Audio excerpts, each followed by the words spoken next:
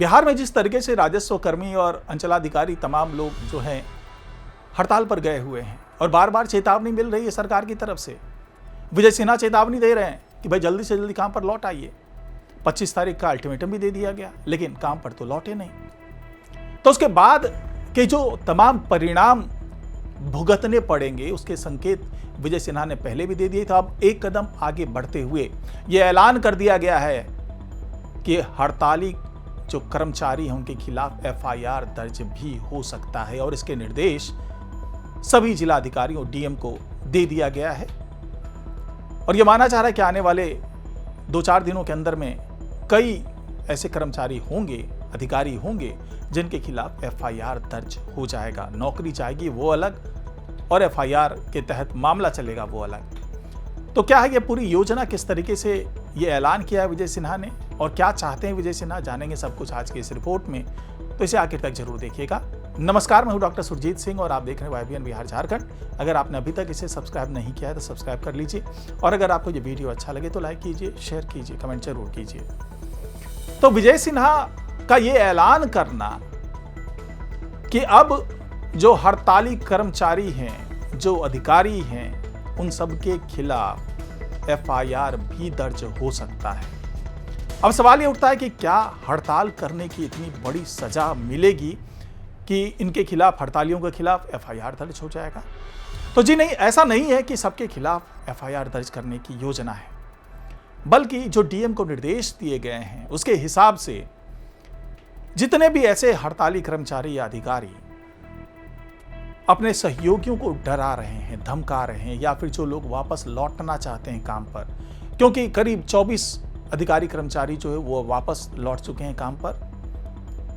और वो काम कर रहे हैं। लेकिन जिस तरीके से जो हड़ताल पर बैठे दूसरे अधिकारी और कर्मचारी, जिनको ऐसा लगता है कि उनकी संख्या अब कम हो रही है और उनके खिलाफ जो तमाम एक्शन लेने की बात चल रही, चाहे वो सर्विस ब्रेक वाली एक्शन लेने की बात है, चाहे वेतन में कटौती की बात है, चाहे प्रमोशन रोकने की बात है, चाहे बर्खास्तगी और निलंबन की बात है, ये तमाम कार्रवाई जो विजय सिन्हा ने कहा था कि ये सारी कार्रवाई होगी अगर ये लोग हड़ताल से नहीं लौटते हैं, तो जैसे जैसे संख्या बल कम होगा वैसे वैसे कार्रवाई होने की आशंका बढ़ती चली जाएगी। ये बात जितने भी हड़ताली कर्मचारी और अधिकारी वो भली भांति जानते हैं। यही वजह है कि वो नहीं चाहते कि उनकी एकता में कोई फूट पड़े। लेकिन कई कर्मचारी अधिकारी ऐसे हैं जो अब डर के मारे, ये जिस तरीके से विजय सिन्हा ने कहा था कि जनहित से जुड़ा हुआ जो भी काम है उसको किसी तरीके से खटाई में नहीं पड़ने दिया जाएगा। किसी भी तरीके से अगर लोग चाहते हैं कि जनहित से जुड़े हुए काम को रोक दें, बाधा पहुंचा दें, तो वो नहीं होगा, चाहे उसके लिए रिटायर्ड अधिकारियों को ही फिर से नियुक्त क्यों ना करना पड़े। और साथ ही जो कर्मचारी अभी हैं, लगभग ये माना जा रहा है कि 50% अधिकारी और कर्मचारी काम पर लौट चुके हैं, वो काम कर रहे हैं। तो उनको अब या तो डबल शिफ्ट में काम करने की बात की जा रही है या फिर उन्हें अतिरिक्त प्रभार दिया जा रहा है। और जो लोग वापस लौटे हैं, करीब 24-25 अधिकारी जो लौटे, उनको अलग से सदर प्रखंड में उनकी नियुक्ति दी जा रही है। यानी कि हर उस जगह पे जो कि की पॉइंट्स हैं, जहां पर लोग जो अधिकारी हैं वो चाहते हैं कि उनका ट्रांसफ़र हो जाए, उनको ये बड़ी जिम्मेदारी दी जाए, तो ऐसी जगहों पर अब इनको जो हड़ताल से लौट रहे हैं उनको सम्मानित करने जैसा काम हो रहा है कि उनको सदर प्रखंड में, अनुमंडल में, सब जगह भेजा जा रहा है। उनको अतिरिक्त प्रभार भी दिया जा रहा है, पावर भी दिया जा रहा है। और इस बात का रोष जो है, जो बाकी हड़ताली कर्मचारी और अधिकारी हैं उनके अंदर बहुत ज़्यादा है।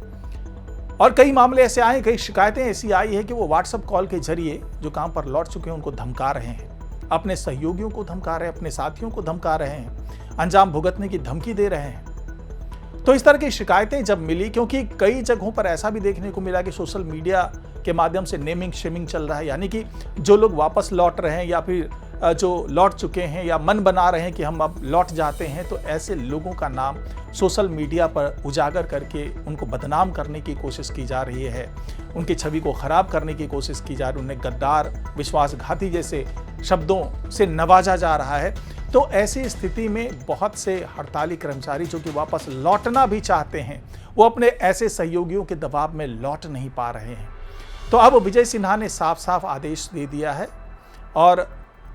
डीएम तक ये आदेश पहुंचाया गया है कि तमाम जो चाहे बीएनएस की धारा जो भारतीय दंड संहिता है 2023 उसकी तमाम धाराओं के तहत ऐसे लोगों के खिलाफ जो है आप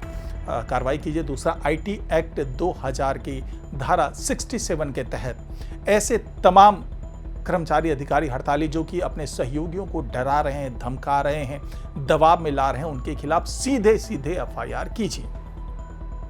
अब इस आदेश के बाद डीएम भी सक्रिय हो गए हैं और उन्होंने साफ साफ कह दिया है कि हमारे पास जरा से भी किसी की भी शिकायत आती है कि वो काम पर लौटना चाहते हैं लेकिन उन पर दबाव डाला जा रहा है, उन्हें धमकाया जा रहा है, उन्हें बदनाम किया जा रहा है और जो लोग भी इस काम में लिप्त होंगे उनके खिलाफ सीधे सीधे एफआईआर दर्ज कर लिया जाएगा।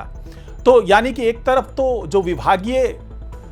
कार्रवाई हो रही है, जो अनुशासनिक कार्रवाई हो रही है, जिसके तहत सर्विस ब्रेक की बात मैंने की थी, जो वेतन कटौती की बात की थी, प्रमोशन रुकने की बात की थी, निलंबन या बर्खास्तगी की बात की थी, वो सारी कार्रवाई तो होगी ही होगी। साथ ही एफआईआर दर्ज कर हो जाने के बाद ये आपराधिक मामले में ये तब्दील हो जाएगा, यानी कि उन्हें भी अब कोर्ट कचहरी के चक्कर लगाने पड़ेंगे, उनकी गिरफ्तारी हो सकती है। ये तमाम अब विजय सिन्हा ने संकेत दे दिए हैं कि अब हम जीरो टॉलरेंस पे काम कर रहे हैं, किसी तरह के दबाव में नहीं आने वाले हैं और जो कर्मचारी या अधिकारी हमें धमकाने की कोशिश करेगा, किसी भी कर्मचारी को धमकाने की कोशिश करेगा या सरकारी कार्य में बाधा डालने की कोशिश करेगा, किसी भी तरीके से जनहित से जुड़े तमाम काम को रोकने की कोशिश करेगा, उसके खिलाफ सख्त से सख्त कार्रवाई की जाएगी। जो विभागीय कार्रवाई होगी वो अलग होगी और साथ ही एफआईआर दर्ज करके जो आपराधिक मामलों की सुनवाई की जाएगी उसके तहत हो सकता है गिरफ्तारी हो जाए, उसके तहत हो सकता है उन्हें जेल भेजा जाए। ये तमाम चीज़ें पैरेलली होती हुई नजर आएगी, यानी कि अब पूरी तरीके से राजस्व एवं भूमि सुधार मंत्रालय जो है वो सख्त हो चुका है और साथ ही उन्होंने सम्राट चौधरी से भी इस मामले में मदद मांगी है कि आप भी इस मामले में पूरी तरीके से, यानी कि जो गृह मंत्रालय है वो पूरी तरीके से सपोर्ट करे कि आने वाले दिनों में अगर यहाँ पे आर पार की लड़ाई जैसी बात आ जाती है, क्योंकि जो हड़ताली कर्मचारी अधिकारी उन्होंने कह दिया कि अब आंदोलन को और उग्र करेंगे, प्रदर्शन और उग्र हो जाएगा और हम अपनी मांग पर अड़े रहेंगे, तो ऐसी स्थिति में हो सकता है कि कुछ बल प्रयोग करने की भी गुंजाइश बने और हो सकता है कि एफआईआर दर्ज होने के बाद जब गिरफ्तारी की नौबत आए तो हो सकता है कि बड़ा बवाल खड़ा हो जाए। तो इससे बचने के लिए भी अब गृह मंत्रालय की मदद मांगी जा रही है और आने वाले दिनों में इसका परिणाम देखने को मिल सकता है। फिलहाल आज की रिपोर्ट में इतना ही। नमस्कार।